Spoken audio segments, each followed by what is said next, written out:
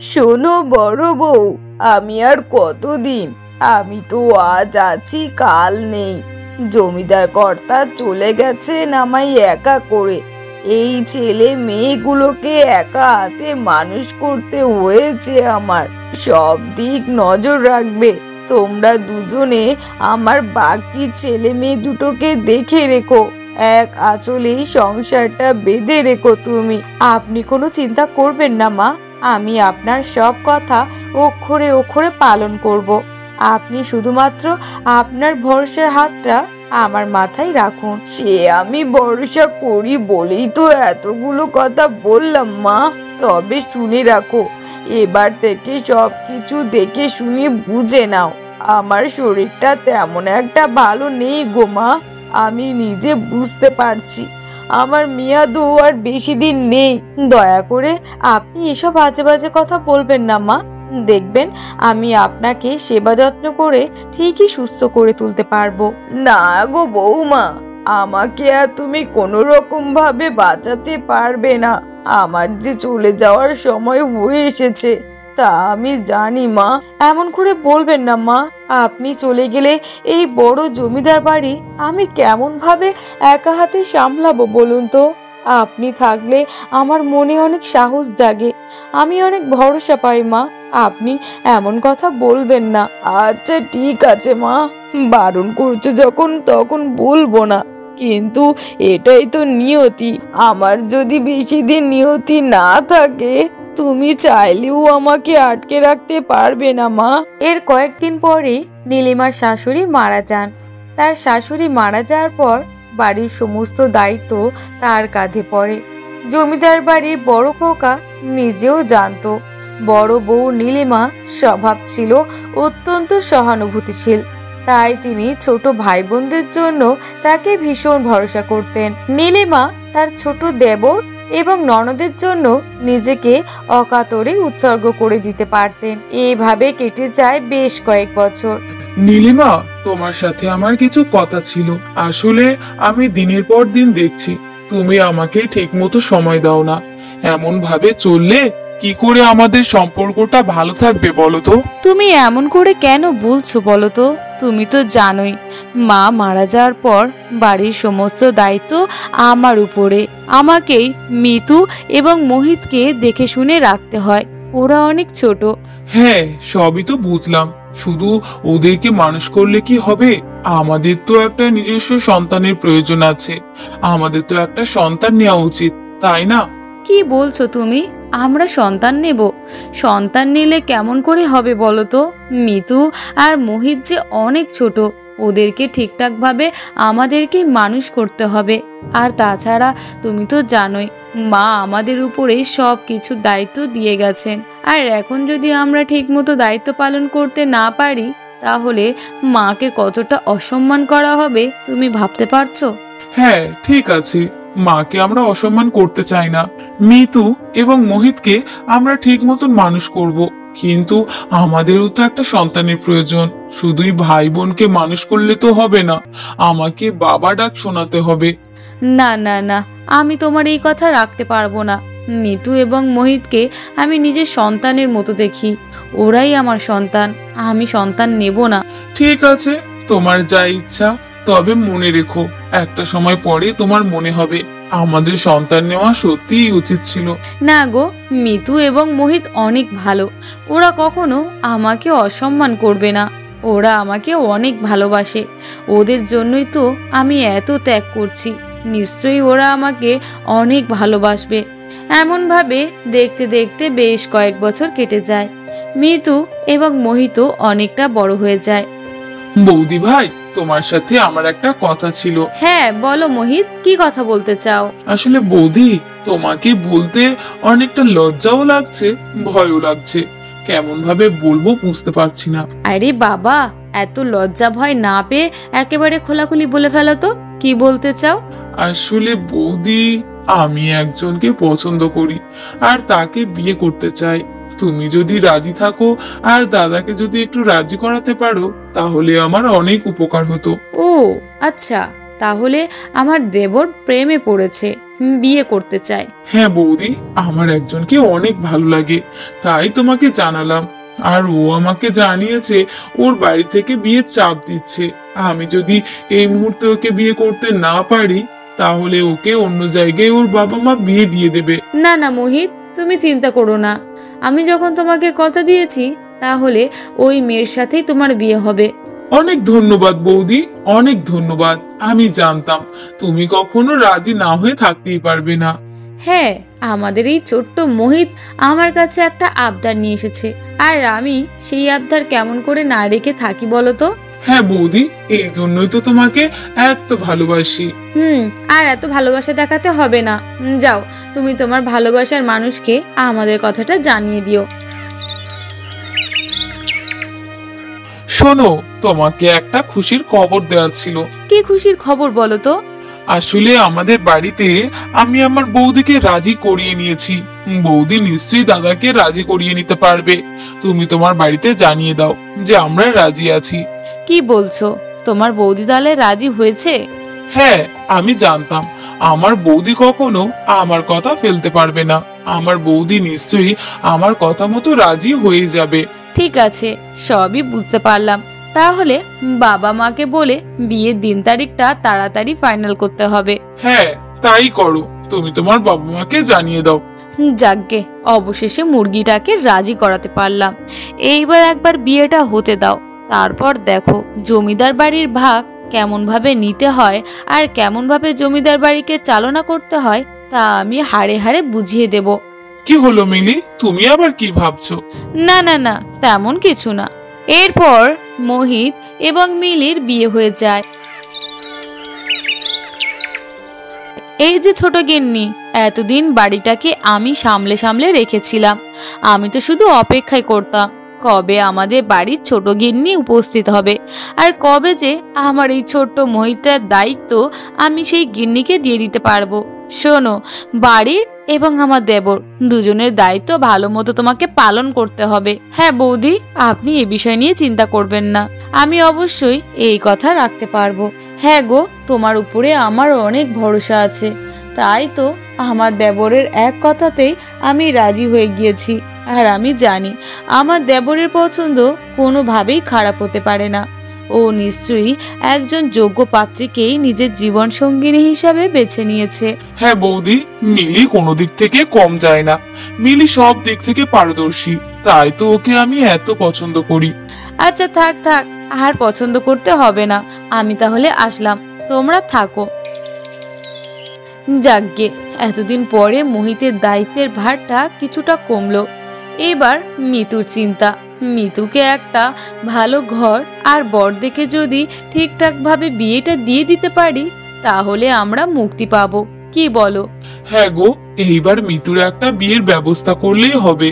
কিন্তু তেমন সুপাত্র কোথায় পাবো বলো তো? হ্যাঁ, ওদের জন্য তো তুমি কম চিন্তা করো না, আর ছোট থেকে ওদের জন্য তো তুমি কম কিছু করনি।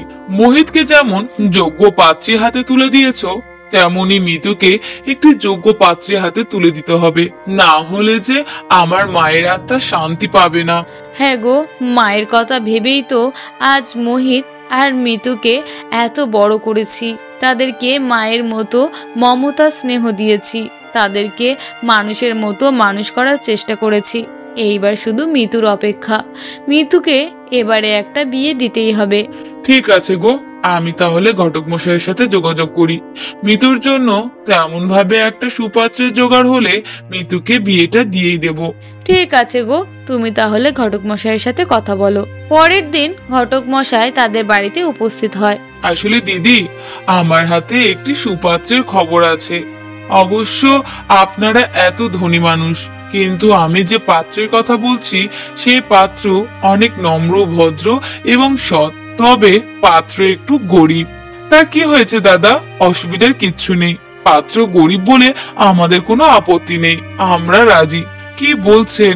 আপনারা জমিদার বাড়ির ছেলে বৌমা, আর তাছাড়া জমিদার বাড়ির মেয়ে। আপনাদের বাড়ির মেয়ে কি এত গরিব ঘরের ছেলেকে বিয়ে করতে রাজি হবে? আপনি এ বিষয় নিয়ে চিন্তা করবেন না, আমাদের মিতু অনেক নম্রভদ্র একটা মেয়ে, আর আমাদের উপরে ওর অনেক বিশ্বাস আশ্বাস সব রয়েছে। আর আমরা এটা জানি যে আমাদের পছন্দের উপর মিতু না করতে পারবে না। মিতু নিশ্চয়ই আমাদের পছন্দে রাজি হয়ে এই পাত্রকে বিয়ে করতে চাইবে। তা ঠিক বলেছেন, কিন্তু তবু যদি একবার পাত্রীকে জিজ্ঞাসা করতেন, যেহেতু সারাটা জীবনের ব্যাপার, যদি নিজস্ব একটা মতামত জানাতো তাহলে হয়তো ভালো হতো। দাদা, আপনি এই বিষয় নিয়ে চিন্তা করবেন না। আমার বোন আমাদের উপরে কোনো কথা বলবে না, আর আমরা জানি আমরা ওর জন্য যেটা ঠিক করব ও সেটাকেই হাসি মুখে মেনে নেবে। এরপর কিছুদিনের মধ্যেই মিতুর সাথে নিলয়ের বিয়ে হয়ে যায়। এটা কি করে সম্ভব? আমার বৌদি আমার সাথে এত বড় প্রতারণা করবে তা আমি ভাবতে পারিনি। আমার বৌদি কিনা শেষ পর্যন্ত আমাকে এই কুঁড়ে ঘরে আর এই গরিব ভিখারি ছেলেটার সাথে বিয়ে দিল। না না না, আমার বৌদি এটা আমার সাথে ঠিক করেনি। আমি জানি আমার বৌদির মতলব আলাদা। আমার বৌদি তার মানে দাদাকে বিয়ে দিয়েছে, এবার আমাকে বিয়ে দিয়ে নিজের রাস্তাটা পরিষ্কার করে নিল। তার মানে এইবার জমিদার বাড়ির সমস্ত ভাগ দাদা আর বৌদি নিয়ে নেবে। না না না, এটা হতে দেওয়া যায় না। এইসব তুমি কি বলছো? তোমার দাদা বৌদি অনেক ভালো মানুষ, নম্র ভদ্র, আর তারা এরকম হতে পারে তা আমি বিশ্বাস করি না। তুমি চুপ করো। তোমাকে বিশ্বাস কে করতে বলেছে? ভিখারির বাচ্চা, কোনো ক্ষমতা নেই আমাকে বিয়ে করার, আর সে কিনা আমাকে বিয়ে করে আমাদের বাড়ির জামাই হওয়ার চেষ্টা করছে। এটা কখনো সম্ভব হবে না। আমি তোমাকে কখনো মন থেকে মেনে নিতে পারবো না। কি বলছো কি? তোমার আর আমার পারিবারিক ভাবে বিয়ে হয়েছে। তোমার দাদা বৌদির মত ছিল বলেই তো আমাদের বিয়েটা সম্পন্ন হয়েছে, তাই না? শোনো, আমি এই বিয়েটা করতে রাজি হইনি, শুধুমাত্র দাদার মুখের দিকে তাকিয়ে রাজি হয়েছি। কিন্তু আপনার যে এমন ভিখারির দশা তা এই বাড়িতে না আসলে কখনোই জানতে পারতাম না। এই বাড়িতে আমি নিজেকে মানিয়ে গুছিয়ে নিয়ে থাকতে পারবো না। এটা তুমি কি বলছো? এমন করো না, আমাদের বিয়ে হয়ে গিয়েছে। এমন ভাবে যদি তুমি কথা বলো তাহলে মানুষজন খারাপ বলবে। দেখো, মানুষজন কে খারাপ বললো কে ভালো বললো তা নিয়ে আমি ভাবি না। আমার যেটা পছন্দ যেটা অপছন্দ আমি সেই দিকটা নিয়েই ভাবি। আমি আপনার সাথে সংসার করতে পারবো না। আমি আমার বাবার বাড়িতে যাব এবং সেখানে গিয়ে জমিদারির ভাগ চাইবো। ঠিক আছে, তুমি চিন্তা করো না। তুমি যেহেতু আমার সাথে সংসার করতে চাইছো না, সেহেতু আমি নিজেই তোমাকে তোমার বাবার বাড়িতে দিয়ে আসবো। না না, আপনাকে এত কাজ করে দিতে হবে না, আমি নিজেই যেতে পারবো। দেখুন, আপনার বিয়ে হয়েছে আমার সাথে। আপনি আমাকে স্বামী হিসেবে নাও মানতে পারেন, কিন্তু আমি আপনাকে স্ত্রী হিসাবে মানি। আর এইভাবে বিয়ে 2 দিনের মধ্যে আপনাকে আমি একা একা ছেড়ে দিতে পারি না। আমি আপনাকে আপনার বাবার বাড়িতে সঠিকভাবে পৌঁছে দিয়ে আসবো। এরপর নিলয় মিতুকে নিয়ে জমিদার বাড়িতে উপস্থিত হয়। দেখো, আমি এই বাড়িতে আর নিজেকে মানিয়ে নিয়ে থাকতে পারছি না। তুমি যদি হাঁড়ি আলাদা না করো তাহলে এই সংসার আমি আর করব না। কি হয়েছে? কি বলছোটা কি তুমি এসব? কি বলছি তুমি কি বুঝতে পারছো না? তোমার বৌদি কি এই বাড়ির একমাত্র বউ? আমি কি এই বাড়ির কেউ না? এই বাড়িতে কি তোমার বৌদির কথা মতোই সব চলবে? কি হয়েছে খুলে বলো তো। তোমার কথা এমন ভাবে বললে আমি কেমন করে বুঝতে পারবো বলো তো? দেখো, বাড়ির সংসারের সমস্ত কাজ সকাল থেকে সন্ধ্যা পর্যন্ত সবকিছুই তোমার বৌদি আমাকে দিয়ে করায়। কেন বলো তো? আমি কি এই বাড়িতে চাকর এসেছি যে আমাকে সমস্ত কাজ করতে হবে? কি বলছো? আমার বৌদি তোমাকে দিয়ে বাড়ির সমস্ত কাজ করায়? হ্যাঁ গো, তা না হলে আর বলছি কি, বাড়ির সমস্ত কাজ সকাল থেকে আমাকেই করতে হয়। তোমার বৌদি কোনো কাজই করে না। আচ্ছা তুমি বলো, বাড়িতে কি তোমার বৌদি একলাই জমিদার বউ? আমি কি জমিদার বউ নই? তাহলে বাড়ির সমস্ত কাজ আমাকেই কেন করতে হবে? আমি কেন বাড়ির সমস্ত কাজ একলা করব? ঠিক আছে, তুমি এই বিষয় নিয়ে চিন্তা করো না। তুমি যেহেতু অভিযোগ করেছো, সেহেতু দাদা বৌদির কাছে এই বিষয় নিয়ে আমি কথা বলবো। ঠিক আছে, তুমি যাই বলো না কেন, আমি কিন্তু তোমাকে বলে দিচ্ছি, এইবার যদি তুমি দাদা বৌদি থেকে হাড়ি আলাদা করতে না পারো তাহলে কিন্তু আমি এই সংসার রেখে চিরতরে বাবার বাড়িতে চলে যাব। না না, তুমি এমন কথা বলো না। যদি বৌদি তোমার সাথে সত্যি এরকম আচরণ করে থাকে তাহলে আমি তোমাকে কথা দিচ্ছি, বৌদিকে যা বলার আমি বলবো। দরকার পড়ে জমিদার বাড়ির ভাগ চেয়ে আমি তোমাকে নিয়ে আলাদা থাকবো, তাও বৌদিকে এমন আচরণ করতে দেব না। এমন ভাবেই মিতু এবং মোহিত দুজনের মনে অন্যরকম চিন্তা বাসা বাঁধে। শোনো বৌদি, তোমার সাথে কিছু কথা ছিল। হ্যাঁ বৌদি, তোমার সাথে আমারও কিছু কথা ছিল। বাবা, আমার দেবর এবং ননদের কি এমন দরকার পড়লো যে আমাকে এমন জরুরি তলবে ডাক পাঠালো? আসলে বৌদি, তুমি তো খুব চালাক। এতদিন তো কিছুই বুঝতে পারিনি, কিন্তু এখন সব হাড়ে হাড়ে টের পাচ্ছি। কি হয়েছে মিতু, তুমি এমন করে আমার সাথে কথা বলছো কেন? কিছু কি হয়েছে? হ্যাঁ বৌদি, আমিও তোমাকে এই বিষয় নিয়ে কথা বলতে চাই। দেখো, তুমি যে আচরণগুলো দিনের পর দিন করা শুরু করেছো তা কিন্তু মোটেও ঠিক নয়। কি হয়েছে মোহিত, আমাকে খুলে বলো। তোমরা যা কথা বলতে চাইছো আমাকে পরিষ্কার করে বলো। আমি তোমাদের কোনো কথাই কিছু বুঝতে পারছি না। কেন বৌদি, কিছু বুঝতে পারছো না মানে? তুমি কি ভেবেছিলে তুমি আমাকে একটা ভিখারির হাতে ধরিয়ে দিয়ে এই জমিদার বাড়িটাকে নিজের মতো ভোগ করবে? না না না, এটা কখনোই হতে পারে না। আমার বাবা জমিদার ছিলেন, আমাদের জমিদারি সম্পত্তি শুধু তুমি একা কেন, আমি, আমার ছোটদা সবাই ভাগ পাবো। তুমি মানে মানে নিজের মতো না গুছিয়ে নিয়ে আমাকে আর আমার ছোটদাকে সমস্ত অংশ বুঝিয়ে দাও। বৌদি, মিতু ঠিক কথাই বলেছে, আমারও সবকিছুর ভাগ চাই।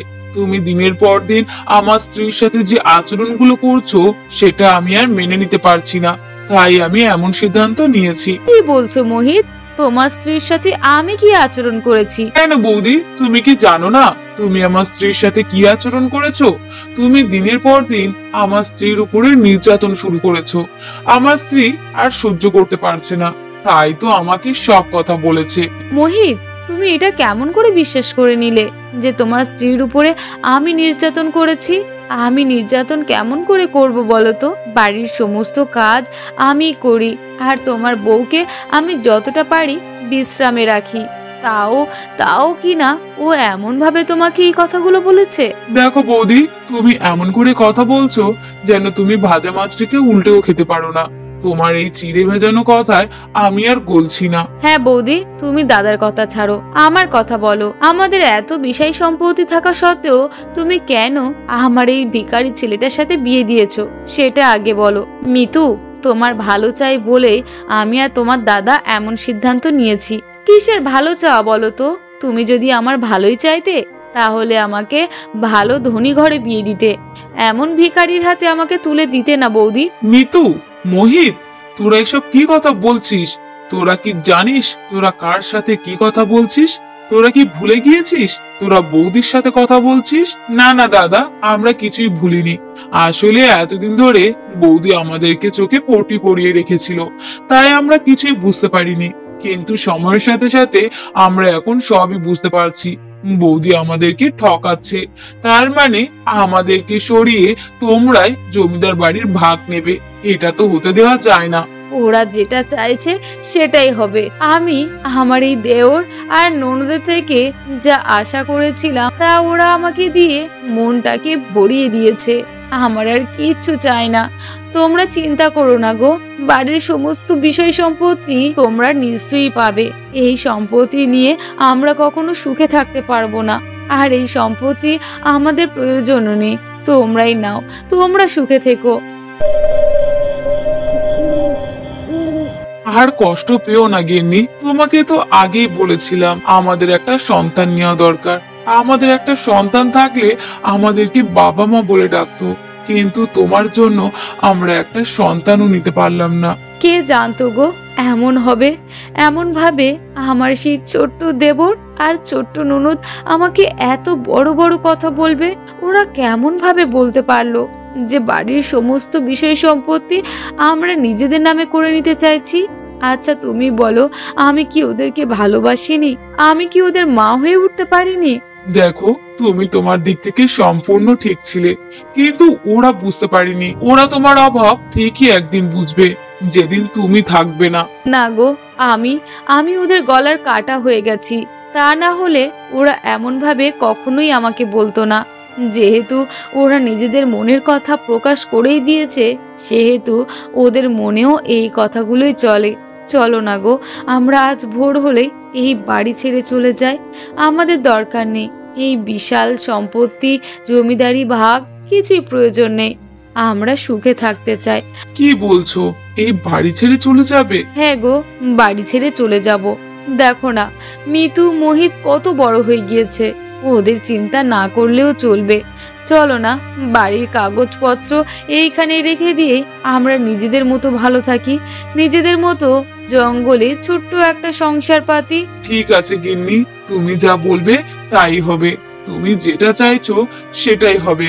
এরপর নীলিমা এবং জমিদার বাড়ির বড় ছেলে তারা তাদের ঘর বাড়ি রেখে নিজেদের মনের কষ্টে জমিদার বাড়ি ছেড়ে অন্যত্র চলে যায়। অন্যদিকে দিন যেতে থাকে।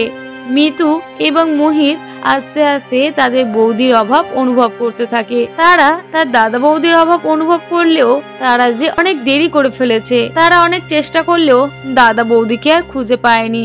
তারা দাদা বৌদির কথা সব সময় মনে করে কষ্ট পেতে থাকে। মা, তোমার ছেলেকে ছোটবেলা থেকে এত কষ্ট করে বড় করে কি লাভ হলো বলো তো? সেই তো নিজের পছন্দ মতো মেয়েকে বিয়ে করে এই বাড়ির বউ হিসাবে করে এনেছে। আমাদেরকে তাহলে গুরুত্বটা দিল কোথায় বলো তো মা? একটা কাল সাপ ঘরে নিয়ে এলো তোমার ছেলে। কত স্বপ্ন ছিল আমার, দাদার বিয়েটা খুব ধুমধাম করে হবে, আমি অনেক অনেক আনন্দ করব। কিন্তু কিন্তু তোমার ছেলে তো সব জলে ভাসিয়ে দিল মা। এরকম দাদার আমার আর কোনো প্রয়োজন নেই। ভালো লাগে না জানো মা, কিছুই ভালো লাগে না। এই কথাটা যখন ভাবি তখনই মাথাটা খারাপ হয়ে যায়। তুই যদি বিশুর বোন হয়ে তোর এতটা খারাপ লাগে, তাহলে আমি তো ওর জন্মদাত্রীনি মা। আমার কেমন লাগছে একটু ভেবে দেখ তো। আমি তো 7 রাজ্যের কষ্ট নিয়ে বসে আছি। কখনো কখনো ইচ্ছে করে মাঝে মাঝে এই সংসার ত্যাগ করে চলে যায়। তোর বাবার মৃত্যুর পরে তোদের 2 ভাই বোনকে আমি কত কষ্ট করে যে মানুষ করেছি সেটা শুধু বিধাতাই জানে। এত কষ্ট করে কোনো ফলই তো আমি পেলাম না। সেই তো আমার ছেলে বিশু নিজের ইচ্ছে মতো বিয়ে করে নিয়ে এই বাড়িতে চলে এলো। জানিস তো, ওই মেয়েটাকে আমার একদম ভালো লাগে না। ভেবেছিলাম ছেলেটাকে কড়া যৌতুক নিয়ে বিয়ে করাবো। মা, রমা কাকিমা যে মেয়েটাকে দেখেছিল দাদার বিয়ের জন্য, সেই মেয়েটার পরিবার নাকি 50,000 টাকা নগদ দিত, আর ঘরের যা সাজ সরঞ্জাম আছে সবকিছুই দাদাকে দিত। কিন্তু দাদার সুখ সহ্য হলো না। সে তো একটা গরিবের মেয়েকে বিয়ে করে বাড়িতে নিয়ে এলো। আমরা শুধু চুনোপুটি পেলাম মা, চুনোপুটি। তোমার ছেলেটা একটা আস্ত বড্ড বোকা। না হলে ওরকম একটা ছেলে মোটা অঙ্কের যৌতুক মেয়ে বিয়ে করতে পারতো। বুঝি না রে মা, বুঝি না। আমার ছেলেটা যে হঠাৎ করে এরকম একটা সিদ্ধান্ত কিভাবে নিল, জানি না কার মনে কি আছে। ওসব কথা এখন বাদ দাও মা। এখন নবাব চাঁদে কি ঘুম থেকে উঠে রান্নাটা বসালো, নাকি আমাদের কি এখন থেকে সব কাজ করে তাকে খাওয়াতে হবে? মা, মা, আজ বিকালে কি রান্না করব বলুন তো? আমি একটু ডাল আর একটু আলু সিদ্ধ বসিয়েছি। আপনারা কি আলাদা করে কিছু খাবেন? যদি খেতে চান তাহলে দয়া করে আমাকে বলুন, আমি একসাথে রান্নাটা করে আপনাদেরকে খাবার দিচ্ছি। এ কেমন মেয়েকে আমার ছেলে বিয়ে করে নিয়ে এলো? এসেছে 7 দিনও হলো না, এখনই আমার সংসারটাকে তার করে নিতে চাচ্ছে। শোনো মেয়ে, এই সংসারটাকে তোমার করতে আমি জীবনেও দেব না, মরে গেলেও না। এটা আমার তিলে তিলে গড়া একটা সংসার, আর আমাদের খাবার আমরাই রান্না করে খাবো। তুমি চুপচাপ এখান থেকে সরে পড়ো। আরে না না মা, আপনি তো ভুল বুঝছেন। আপনার সংসার আমি কেন কেড়ে নেব বলুন তো? আমি সংসার কেড়ে নিতে আসিনি মা, আমি আপনাদের সাথে মিলে মিশে থাকতে এসেছি। সংসারের বউ হিসাবে আমার তো কিছু দায়িত্ব রয়েছে মা, সেগুলোই পালন করার চেষ্টা করছি। বলো না মিনা, তোমাদের কি খেতে মন চায়? আমার কি খেতে মন চায় তাই তো? আমার কিছু মানুষের মগজ ভাজা খেতে মন চায়। ইচ্ছে করে মাথাটা ফাটিয়ে মগজটা বের করে খেয়ে ফেলি। আমার কিছুই খেতে মন চায় না। এখান থেকে কেটে পড়ো তো বাবু। তোমার কথাগুলো আমার একদম ভালো লাগছে না। আপনাদের কষ্টের কারণ হবার জন্য আমাকে ক্ষমা করে দেবেন। আমি চাই না আমার জন্য কেউ কষ্ট পাক। আমার কি ভুল ছিল মা? আমি শুধু এটাই জিজ্ঞাসা করেছিলাম যে আপনাদের কিছু খেতে মন চাইছে কিনা। ঠিক আছে মা, আমি আমার পছন্দ মতোই রান্না করছি, তারপর আপনাদেরকে খাবার দিচ্ছি। ঠিক আছে, ঠিক আছে। এখন তোমার ওই অপয়া মুখটা নিয়ে এখান থেকে কেটে পড়ো দেখি। এমনিতেই আমার ছেলেটা অবাধ্যতা করেছে, আবার ছেলের বউ এসে জিজ্ঞাসা করছে যে কি খেতে চায়। হে বিধাতা, এতদিনই আমার মৃত্যু দিল না কেন? বিশুর বউ, ও বিশুর বউ, বাড়িতে আছো নাকি? একটু বেরিয়ে এসো না, তোমার চাঁদ মুখখানা একটু দেখি। কই গো বিশুর বউ, আমি তোমার প্রতিবেশী বৌদি হই গো। একটু বেরিয়ে এসো না গো। মানুষের মুখে তোমার কত প্রশংসা শুনেছি গো বিশুর বউ। তুমি নাকি দেখতে বেশ মিষ্টি, তাই তোমার জন্য একটু মিষ্টিও নিয়ে এলাম গো সাথে করে। মিষ্টি মুখের সাথে মিষ্টি। কি হয়েছে পর্ণা বৌদি, তুমি এখানে কি করছো? আর বিশুর বউ বলে কাকে ডাকছো শুনি? শোনো পর্ণা বৌদি, আমার বিশু দাদা যে বিয়ে করেছে সেই বউকে কিন্তু আমরা এখনো মেনে নিইনি।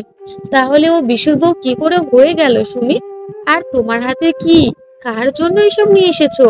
আমাদের জন্য কিছুই তো কোনোদিন আনোনি। সব নষ্টের মূল হচ্ছে তোমরা। নিশ্চয়ই তোমরা আমার বিশু দাদাকে উস্কানি দিয়ে এরকম মেয়েকে বিয়ে করিয়েছো। আমাদের বাড়িতে এসেছো ঠিক আছে, কিন্তু বিশুর বউ বলে কাউকে ডাকবে না। এমনিতেই আমার মার শরীরটা ভালো নেই। তুই রেগে যাচ্ছিস কেন রে? বিশু তো বিয়ে করেছে, তার বউকে বিশুর বউ বলবো না তো কি বলবো বল? আর তোরা ভুল করছিস, এরকম একটা চাঁদ মুখ বউ তোরা পেয়েছিস, এটাই তোদের সাত কপালের ভাগ্য। টাকা দিয়ে কি করবি বল? যৌতুক যদি আনিস তাহলে এই টাকা একদিন শেষ হয়ে যাবে, কিন্তু একটা ভালো বউ যদি সংসারে থাকে সেটা কোনোদিন শেষ হয় না। সে বউয়ের প্রাধান্য সারা জীবনেই থেকে যায়। ঠিক আছে, ঠিক আছে, আমাকে আর উপদেশ দিতে হবে না। আরে, আমি যদি ভুল না করে থাকি তাহলে আপনি পর্ণা বৌদি না? তা কি মনে করে এলেন বৌদি? আর আপনার হাতে বা এসব কি? আমি তো কিছুই বুঝতে পারছি না গো। আহা হা হা, মানুষ যা বলতো তা তো একদম মিথ্যে বলতো না। তুমি সত্যিই চাঁদের মতো সুন্দর। শোনো বিশুর বউ, তোমার চাঁদ মুখখানা দেখার জন্য আমি মিষ্টি নিয়ে এসেছি। এই মিষ্টিটা তোমার জন্য। আমিও তোমার মতো এই গ্রামেরই একটা বউ। তুমি আমার সাথে এসে গল্প গুজব করতেই পারো। আমি তোমার সাথে বন্ধুত্ব করতে এসেছি গো বিশুর বউ। আরে না না বৌদি, এসব কি বলছেন? আমি আপনার কথায় কিছুই মনে করিনি। আর গ্রামের সব বউরা তো একে অপরের পরিপূরকের মতো। একের সাথে অন্যের যদি সম্পর্ক ভালো না থাকে তাহলে কিভাবে হয় বলুন? আর আপনার সাথে আমার তো সম্পর্ক থাকতেই হবে, কারণ এই গ্রামে আমাকে সারা জীবন থাকতে হবে যে। আচ্ছা শোনো না গো, তোমার সাথে আমার জরুরি কিছু কথা ছিল।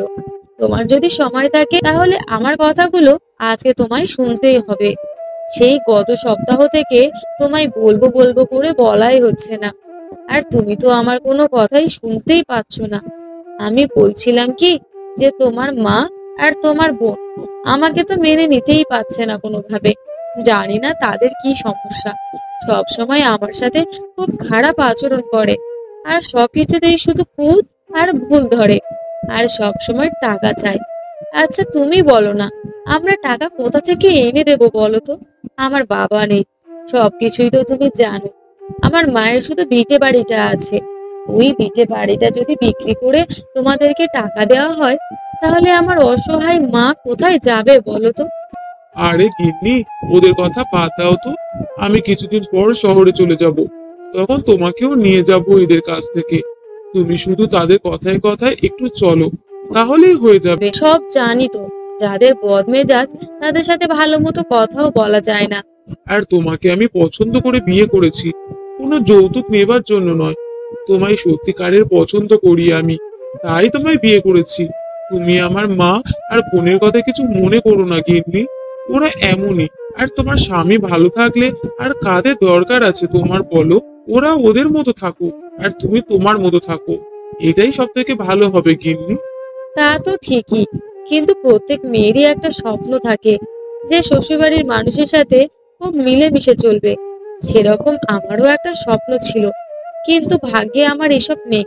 তাই কপালে যেটা না থাকে সেটা নিয়ে আর এগোতে আমি চাইও না। আর তোমার কথাটা শুনে এমনি অনেক ভরসা পেলাম। আমাকে নিয়ে যদি শহরে চলে যাও, তাহলে তো আর এই ঝামেলা আমাকে পোহাতে হবে না। ঠিক আছে গো, তোমার কথাই তাহলে আমি রাখলাম। গিন্নি, আমি শুধু তোমাকেই ভালোবাসি। আর মা বোনের কথা আমাকে আর কিছুই বলো না তো। ওরা একদম স্বার্থপর রকমের মানুষ, বুঝেছো? ওরা শুধু নিজেদেরটাই বোঝে। ওরা মানুষের কষ্ট কখনোই কষ্ট পায় না, শুধু হাসাহাসি করে। একটা কথা মনে রেখো গিন্নি, নিজে ভালো তো জগৎ ভালো। আসলেই গো, আমি অনেক ভাগ্যবতী যে তোমার মতো একটা স্বামী পেয়েছি। তুমি কত সুন্দর মতো আমাকে বুঝিয়েছো, যেটা কেউ কাউকে কখনো বোঝাবে না। আমি তোমায় কথা দিলাম, আমি তোমায় মা বোনের কথা আর কিছুই বলবো না। ওরা ওদের মতো থাকবে আর আমি আমার মতো থাকবো। দেখা যাক অবশেষে কি হয়। তুই আমার এরকম ছেলে ছিলিস না রে। তুই এটা কি করলি? তুই নিজে নিজে কিভাবে বিয়ে করতে পারলি বল? তোকে আমি সারা জীবন কি শিক্ষা দিয়েছি, আর তুই কি করলি? এটা আমার আজ তোকে উত্তর দিতেই হবে, না হলে তোকে এখান থেকে ছাড়ছি না। তোকে সারা জীবন শিক্ষা দিয়েছি যে তুই একটা সুদর্শন ছেলে। তোকে যে কোনো পরিবারের মেয়ে হোক না কেন, তারা তোকে মোটা অঙ্কের যৌতুক দিয়ে বিয়ে করাবে। আর তুই কি করলি? তুই একটা চাল চুলহীন মেয়েকে এই সংসারে নিয়ে এসেছিস আমাদেরকে জ্বালাবার জন্য। এটা কি তুই ভালো করেছিস? শোন বিশু, মায়ের মনে কষ্ট দিয়ে কোনোদিন সুখ পাবি না তুই। আরে মা, তোমার শিক্ষা আমি কখনোই ভুলিনি। আমি যা করেছি সবকিছুই পরিকল্পনা ছিল, বুঝেছো? তুমি জানো মা, ওরা ভিখারি নয়, ওদের অনেক সম্পত্তি রয়েছে। আমি খোঁজ নিয়ে দেখেছি, ওদের পূর্বপুরুষ জমিদার ছিল, জমিদার। এ হচ্ছে জমিদারের নাতনি, বুঝেছো? এদের অঢেল সম্পত্তি। এমনিতে সমাজে তারা গরিব হয়ে থাকে, তাদের অনেক অর্থ। এ তুমি কি বলছো দাদা? আমাদেরকে একটু খোলসা করে বলো তো, আমরা তো কিছুই বুঝতে পারছি না। হ্যাঁ রে বোন, আমি একদম ঠিক কথাই বলেছি। আমার বউয়ের কিন্তু বাবা নেই, এটা তোমরা নিশ্চয়ই জানো। তার পরিবারে শুধু সে আর তার মা। তার মা মরে গেলে সকল সম্পত্তি কিন্তু তারই হয়ে যাবে। আর ওই জমিদারিতে সকল সম্পত্তির হিসাব নিকাশ আমার কাছে সব আছে। তাই ওর মার মৃত্যু পর্যন্ত তোমাদের অপেক্ষা করতে হবে, বুঝেছো? তারপর তার মা যখন মরে যাবে, তখন তাকে ভুলিয়ে ভালিয়ে বুঝিয়ে সুঝিয়ে সকল কিছুই আমার নামে করে তাকে ছেড়ে দেব। তখন মা, তুমি হবে জমিদারের মা, আর বোন, তুই হবি জমিদারের বোন, বুঝেছিস? বাবা বিশু, এটা তুই আমাকে কি শোনালি রে বাবা? আমার জীবনে যত কষ্ট দুঃখ ছিল সব কিছু নিমেষে দূর হয়ে গেল। আয় সোনা বাবা, ওকে আয়, তোর প্রতিভার প্রশংসা করতেই হচ্ছে। আরে মা, এটা তোমার ছেলের প্রতিভা নয়, এটা হচ্ছে তোমার দেওয়া শিক্ষা। ওকে মিথ্যে ভালোবাসার জালে ফেলে আমি এসব আস্তে আস্তে ছেড়ে দেব। আরে গিন্নি, তুমি এখানে? মানে আরে ভিতরে এসো না। বাহ বিশু বাহ, তুমি তো খুব ভালো খেলতে পারো। আমার তো ভাবতে ঘৃণা হচ্ছে যে তোমার মতো এরকম লোভী একটা লোককে আমি বিয়ে করেছিলাম। ছি ছি ছি ছি বিশু, তোমার মন মানসিকতা আর ভিতরটা এত জঘন্য, এত কুৎসিত। আমি সব কিছুই শুনে নিয়েছি, আর তোমাকে কিচ্ছু বোঝাতে হবে না। তুমি আমার কাছে বলেছো এক, আর তোমার মা বোনের কাছে বলছো আর এক। আর তুমি সবকিছুই জানতে যে আমার পূর্বপুরুষ জমিদার ছিল। আমাদের জমিদারের পূর্বপুরুষদের সকল গুপ্ত সম্পদ, সকল গুপ্তধনের সন্ধান তুমি জানো। সেই লোভে পড়েই আমাকে তুমি বিয়ে করেছো, তাই তো? কিন্তু কথায় আছে না, যে রাখে বিধাতা আর মারে কে। আমি এখন সবকিছুই জেনে ফেলেছি। শোনো বিশু, আমি তোমার সংসারে এসেছিলাম একটু সুখ খোঁজার জন্য, আর একটু সবার সাথে মিলেমিশে থাকার জন্য। কিন্তু যেখানে নিজের স্বামী এরকম প্রতারক, এরকম মিথ্যাবাদী, সে সংসারে আমি আর এক মিনিটও থাকবো না। আমি এক্ষুনি চলে যাচ্ছি আমার বাপের বাড়ি। আর বাপের বাড়িতে গিয়ে তোমার কাছে তালাক আমি পাঠিয়ে দেব। আমার ভাবতেও লজ্জা করছে যে তোমার সাথে আমি এতদিন ছিলাম। এ কথা কি বলছিস তুই মা? তোদের বাবাদের পূর্বপুরুষরা জমিদার ছিল। তোর বাবা তো আমায় কিছু বলেনি এ ব্যাপারে, কিন্তু তোর বাবা বলেছিলেন যে একটা কথা আমায় বলতে চান, কিন্তু সেই কথাটা বলার আগে তিনি মৃত্যুবরণ করেছিলেন। কিন্তু মা, তুই একদম কান্না করিস না। আমাদের দিন এবার পড়বে, তারপর সবকিছু বুঝে নেওয়ার পর ওদেরকে আমরা যথেষ্ট শিক্ষা দিয়ে দেব। ওদের প্রতারণার শাস্তি ওদেরকে পাওয়াবোই পাওয়াবো। তুই একদম কাঁদিস না মা। যে লোকটা তোকে প্রতারণা করে মিথ্যে কথা বলে বিয়ে করেছিল তাকে আগে শাস্তি দেব। আমি ওকে ছাড়বো না মা, ওকে ছাড়বো না। ও আমার জীবন নিয়ে খেলা করেছে, আমার স্বপ্নের সাজানো সংসার নিয়ে ছিনিমিনি খেলেছে। ওকে আর ওর মা আর বোনকে আমি যদি বাড়ি ছাড়া না করেছি, তাহলে আমার নামও রোহিণী নয়। আমি শুধু আগে জমিদারের সমস্ত কিছু হাতে বুঝে নিই, তারপর ওদেরকে আমি গ্রাম ছাড়া করবই করব। এগুলো হবে ওদের পাপের শাস্তি। আমি সবার সামনে ওদেরকে এমন শাস্তি দেব, এমন শাস্তি দেব, যে কোনো লোক যেন কোনো অসহায় মেয়ের মন নিয়ে খেলতে দ্বিতীয়বার না ভাবে, আর কখনো লোভ, মিথ্যে আর অহংকার না করে। ওর স্বার্থপরতার পুরস্কার ও হাড়ে হাড়ে টের পাবে মা, হাড়ে হাড়ে টের পাবে। শুধু অপেক্ষা করতে থাকো। আমিও দেখতে চাই মা, এটা দেখে আমি শান্তি পাবো। আমার মেয়েটার জীবন নিয়ে কিভাবে যে ছিনিমিনি খেলতে পারলো, আমি তো সেটাই বুঝতে পারছি না। শুনুন আমার গ্রামের সবাই, এরা হচ্ছে সব থেকে স্বার্থপর আর মিথ্যেবাদী লোক।